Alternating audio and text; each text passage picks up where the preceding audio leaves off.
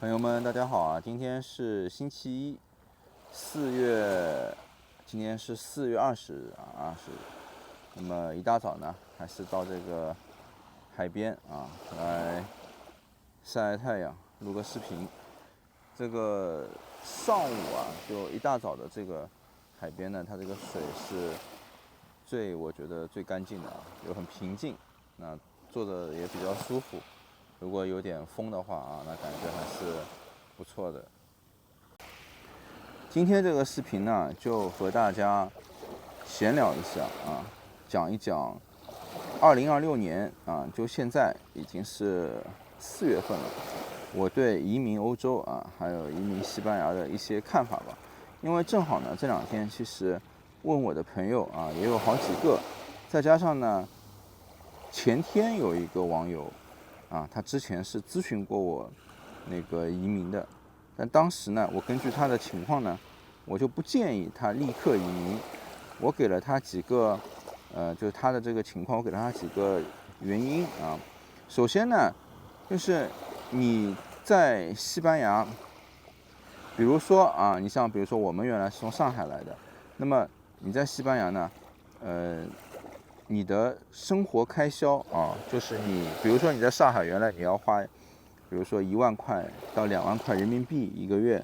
那么你在这边呢，你肯定是 double 的，就你肯定是要翻倍的，就你最保底，就你最保守，你要算2倍。那如果说你还要过得更好一点，可能你要算更多啊，因为就是不管是在物价呀，还有人工成本上，这些都是就是摊在这里的啊，这个是一个很现实的一个问题。那么有的朋友他会说啊，他说那我节约一点什么？其实你再怎么节约啊，也很难，因为现实生活是什么？就是你有句话叫什么？由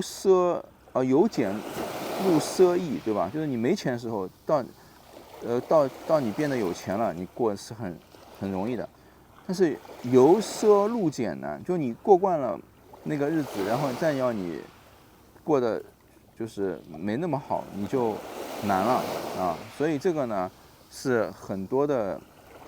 我觉得心态上想的和现实生活当中的，到时候就做不到啊，这个是一个很大的一个问题。那么第二个原因呢，就当时我跟他说了，我说你现在啊，当时是多少啊？汇率是汇率是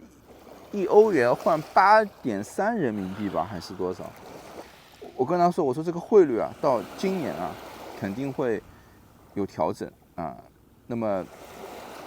我说你可以观望一下，反正你不急嘛，对吧？啊，他就是也没有听，他呢也是在汇率很高的时候呢，他就开始整个东西都在弄啊，弄了以后呢，反正他也特别后悔啊，他就跟我说，哎呀，我多花了好多钱啊，其实这个花一点，那个花一点，加在一起啊，这个钱也不少，因为你本来这个本金就放在这里，对吧？就这个基数在这里。还有呢，我说你其实完全不会语言的啊，就你学语言什么的，你还是先学好这门语言，你再来。因为如果你不会语言，就是你觉得我到那里有个环境我要学，这个很难的，这个真的是很难的啊！就有可能你一辈子你也学不会。有很多人来这边移民，他来的时候都想的挺好的，他到了现在10年8年过去了，他还是就只会讲那几句话，对吧？这些人是很多的，那这个绝对会影响到你未来生活的质量啊。那么你其实已经决定要移民的话，那你肯定做完一些准备嘛，对吧？你何必就很急呢啊？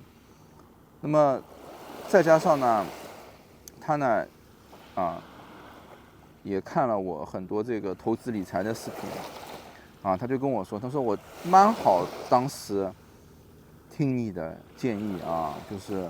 去进行一些投资理财。那我现在手里的钱就翻倍了啊，然后我再考虑去移民啊。当然了，其实我是觉得啊，就是这个不是一个100%的事情，对吧？就你投资理财，你可能是赚钱，你也可能是亏钱啊。我觉得这个倒不是100%的事情，但是呢，有一点是100%的，就是一旦你决定要移民到欧洲这些国家，那你肯定要做好，就是几年没有工作的这种收入的这种情况啊。就你有的人就想啊，他说我反正过来以后总有办法的，我总能够通过什么方式赚点钱的。这种想法你千万不要想，千万不要想，因为已经有很多人有这种想法，最后呢都是失败告终啊，要不呢就是活得很艰难啊。我可以就真的这么讲。那很多人肯定会觉得很奇怪，是吧？那为什么这些人活得很艰难，他为什么不走呢？他为什么不离开呢？他为什么就是还要这样磨下去呢？是吧？其实呢，从数据上来显示很大的一部分的人都是离开的。这个大家可以去查数据的，就离开这个西班牙的中国人的这个数据，他每年都有公布的新闻你只要搜，你用英语搜，用西班牙语搜，你在谷歌上搜，你都能搜得到它有一个真实的数据。并且官方媒体已经有好多个文章都写出来了再加上呢，中国人的移民其实本来也不是在西班牙是大基数，它是排在第13、第14位就移民的整个，比如说国家从前到后，对吧？第一个国家好像是摩洛哥什么，反正就它，然后就是南美国家，就是这些国家总的移民数量，中国人是排在最后面的那几个。那么本来也就是很小众的一个移民的国家，那么他离开的比例其实已经算是大的了这个是一点。第二个呢，我觉得这个就和什么，就和投资理财是一样的，和炒股是一样的就有的人去炒股票，他已经本金亏的没几个，对吧？他放进去，比如说1万块钱。他本金亏到只有2000块了，那你说他还要离开吗？他还要把这个股票卖掉，拿了2000块回家吗？比较少，是吧？这个其实也是一种心态。有的人其实是很聪明的他一来他发现苗头不对他有的人来3个月觉得哎呦感觉不对苗头不对，他就走掉了。那他就是止损他就设了一个止损线，对吧？比如说他炒股票，他花了1万块，亏了500块我走了5%就止损线。但是呢，你比如说你说5年拿到长期居留，那像住了4年半，还有半年就拿长期居留，拿了长期居留以后就可以考虑要不要去工作，或者是要不要做生意什么的。那这种情况下面，你说这些人会走吗？他们肯定对未来还有抱以更大的希望，对吧？但是现实层面就是什么？就是工作非常的难找或者说适合你的工作很难找。那你想就是要来这里，你说你没有很好的语言你想去在就是他们的西班牙人的或者欧洲人的这个公司里面去工作这个是很难的。就算你真的你说我很牛逼，我英语也好我西班牙语也很好，然后我还有什么之前的这种企业的工作经验，对吧？但是这边的市场的工资是很低的就是这个收入它远低于你在美国或者你在中国或者你在亚太市场什么新加坡什么这些国家拿到的工资收入因为之前那个我表妹她也问我，她说她想来这个欧洲，因为她之前在加拿大嘛，加拿大后来太冷了，然后去美国嘛，她觉得太卷了，那么他们后来就跑到新加坡跑到新加坡呢，又觉得新加坡太小了觉得反正就有一些原因吧，是吧？那么想来欧洲看，我觉得在欧洲待着，那一查我就说你查一查这边的这个有你同类别的企业的工资吧，因为他的英语肯定很好嘛，是吧？但是问题是这个收入可能只有在加拿大或者新加坡的一半都没有啊。就在西班牙，它就是这样的，它就是一个这样的一个情况啊。因为它的物价啊，虽然比中国对吧？我说了前面说要翻倍，但是你在发达国家里面，在欧洲、在美国、在加拿大对吧？甚至在新加坡，它的这个东西的物价其实是比较便宜的啊。那么所以呢，就以上这些原因吧啊，我就觉得你们要慎重的要考虑啊。那么有的人说啊，他说我像你一样啊，我过来靠投资理财行不行，对吧？那么说句实在的啊，做这个投资理财方面这个东西，其实大部分的人，就整个市场的数据来讲，大部分的人是亏钱的，就是很小一部分的人是赚钱的啊。这个我必须实话的告诉大家，对吧？就我不能够去夸大其词啊，去骗人。我不能说投资理财这个东西不好，是吧？因为我自己在从事这个东西，但是呢，事实就是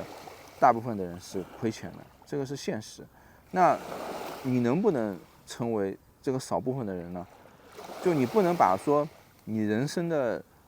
概率，就未来你人生生活的概率，对吧？就我们要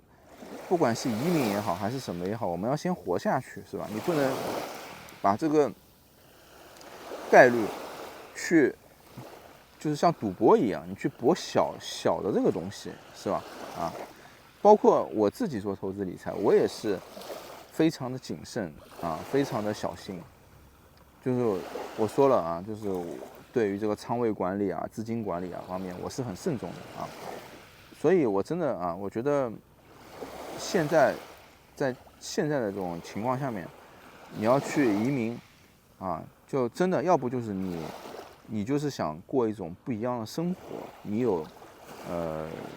就是你有个几百万欧元、几百万美元啊，你就不用为这个生活的钱去担心的，你就反正每个月花点开销，对吧？最多就是说换一个地方住啊，那这个呢是没问题的啊。当然了，这个也属于比较少数的人，是吧？啊，因为有钱人在哪里都是少数的嘛，这个是肯定的，是吧？那如果说你想就是移民啊，然后找个工作啊，未来想找个工作，能留在这里的，这个也不是什么不可能，对吧？你是留学生啊，你是学这门语言的，然后你又留学啊，那你经过几年的学习啊，努力在这边找工作留下来，这种也是有的，对吧？当然了，很多这样的留学生呢，他反而他不愿意留下来，因为他的这个同样的学历啊，同样的这个什么，他在别的国家他的收入就更高，他就不愿意待在这里了啊。他最多就是说觉得我喜欢，比如说这里晒晒太阳、玩玩什么，或者东西便宜啊，他再来跑来旅游，对吧？啊，他很多人就是这样的啊，他跑到什么德国去上班，或者是别的国家，然后他有时候旅游来个一两次啊，所以对于我觉得像我们这个年龄的人，就是比如说40多岁的啊，想要移民欧洲啊或者西班牙什么，你一定要慎重，一定要慎重啊，因为你这个一改变，你再要变回去就很难的啊，就像我自己啊，我也是，其实我经常我也在想，对吧？但是当然了，就是说如果从某个角度上来讲，就人不应该总是去后悔做一件事情，是吧？所以就是说我不会去后悔啊，我说我做了这个选择，但是呢，就你不得不说，就是其实你有更好的一些优化的方式啊。当然了，这个一定要是我自己经历过这一遍了，我经历过，我发现啊这一步是错的，那一步是对的，对不对？那能不能把别人经历过的一些东西变成自己的啊，自己不再去做一个错误的尝试，这个就是我觉得聪明人和愚蠢的人之间的不同，对吧？就像我去投资理财啊，我看到，比如说像巴菲特或者某个大师啊，他说的一些东西，他说他经历过的一些东西，比如说吧，以前过去互联网泡沫啊，这种风暴是吧？啊，那不踩坑啊，我看了这些经历，因为对我自己来讲，不踩坑啊，那就是学到了，对吧？啊，我看了以后说啊，那个是什么年代的事情了啊？我聪明，我比他还要牛逼，那对吧？这个就是愚蠢，是吧？反正吧，我觉得啊，我一直对移民这件事情呢，我是抱一个开放程度的啊，就是说，我认为人一定要去不同的地方，或多去一些地方，看到不同的东西呢，你的人生才会进步。但是呢，在人生的这个轨迹上来讲呢，我觉得你还是要有一个规划，就每个人的情况是不一样的，对吧？有时候啊，就有可能有一些错误的信息，或者你在一个错误的时刻，你做了这件事情啊。我就举个例子吧，你汇率8.3和现在汇率7.9，差距就很大啊。你自己算一算，对吧？如果你是100万美元的资产啊，100万欧元的资产，你要差多少？是不是？这个就是一个原因啊。你会不会语言又差距又很大啊？然后更长的是你未来的一个安排，对吧？啊，我看到就有很多人啊，他刚来的时候，其实他感觉就不太好了，然后呢，他磨到5年啊，钱基本上也花完了，然后就搞个那个长居，搞个长居以后呢，这个时候他已经再回去什么他也不可能了，对吧？因为你有的孩子在这读书啊，你也不是说走就走啊，对不对？有的呢就是他也没这个钱了啊，就是他要回去，或者说他换一个什么地方，他动也动不了了，他只能在这边就是过的这种啊，就是很低收入，就是找一份勉强能够维持生活的这种工作就维持啊，或者说反正干点什么我们也不知道，对吧？啊，就是这种。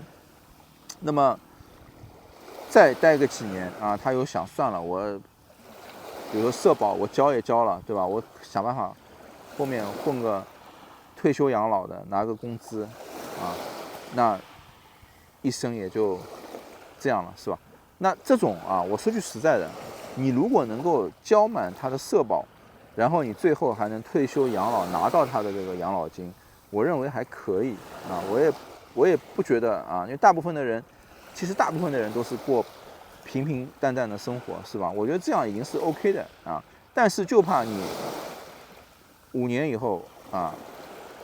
甚至更多的时间你花下去了，但你最终你也没有